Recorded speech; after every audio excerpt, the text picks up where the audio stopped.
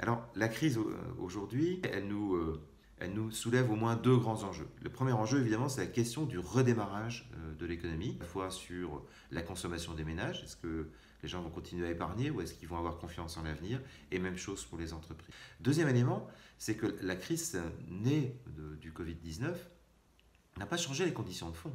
On était dans un modèle de développement qui était en train de changer, notamment du fait des grandes transitions.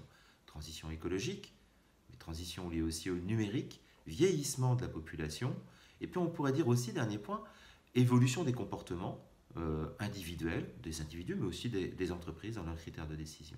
Donc tout ça, entre guillemets, fait que le redémarrage, quand il va se produire, il intègre et il va devoir intégrer l'impact de ces grandes transitions pour repartir, entre guillemets, sur de bonnes bases, et non pas repartir sur un modèle de développement qui avait atteint, d'une certaine manière, ses limites. L'attractivité aura toujours un avenir, mais les formes, la façon dont on va travailler l'attractivité, là, vont devoir fortement changer pour plusieurs raisons. La première raison, on a bien vu que les comportements ont changé. Je ne sais pas si vous imaginez, mais il y a eu, rien que pour la région Île-de-France, plus d'1 million de franciliens qui ont quitté la région. C'est phénoménal. Et ces franciliens, qu'est-ce qu'ils ont vu en allant dans d'autres régions? Finalement, pour une grande partie d'entre eux, qu'on peut y télétravailler. Donc cet exemple montre bien que ça va changer fortement les comportements. Et dans tous les territoires, on se rend compte que d'autres façons de travailler sont faisables en fait aujourd'hui, le télétravail n'étant qu'une nouvelle forme. Deuxième élément, et ça c'est lié aux grandes transitions, l'étalement urbain qui a fait un peu les beaux jours du développement économique, avec de l'extension, a atteint ses limites. Il est certain aujourd'hui qu'on va avoir des modèles de développement qui vont être beaucoup plus dans l'intensif. Il va falloir utiliser les lieux qu'on a déjà urbanisés pour faire du développement économique. Et c'est pas si simple que ça, mais on peut y arriver. Mais c'est-à-dire que le développement économique doit se marier avec d'autres compétences. Troisième élément important pour le développement économique et l'attractivité, c'est qu'on s'est rendu compte que le modèle n'était pas si résilient que ça, qu'on avait dans un certain nombre de chaînes de valeur trop délocalisées et qu'on s'était mis en faiblesse.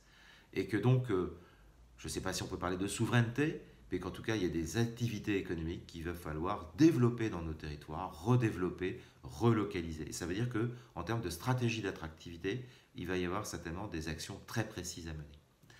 Bien sûr, les stratégies de demain, elles peuvent plus être purement je fais du développement économique quantitatif et je me moque du reste. Il va falloir adopter une approche beaucoup plus à 360 degrés. 360 degrés, ça veut dire mais quel impact ça a, positif ou négatif, sur le territoire et comment je peux mieux intégrer aussi les stratégies touristiques, les stratégies résidentielles, etc. Deuxième élément, il faudra s'intéresser bien évidemment aux formes des retombées. Trop souvent, on a fait du toujours plus, puis après, on ne sait pas trop ce qui se passe. Non, il va falloir travailler beaucoup plus sur on a généré de la venue sur le territoire, que ce soit des touristes, des entreprises, comment on peut maximiser les retombées. Et puis, troisième sujet, on va certainement sortir des stratégies d'attractivité un peu bling-bling. C'est préoccuper souvent de la forme et pas suffisamment du fond. Il va falloir entrer dans le dur et aller sur des stratégies d'attractivité beaucoup plus, beaucoup plus fortes, beaucoup plus affinées sur des diagnostics, sur des positionnements stratégiques que ce qu'on a connu jusqu'à présent.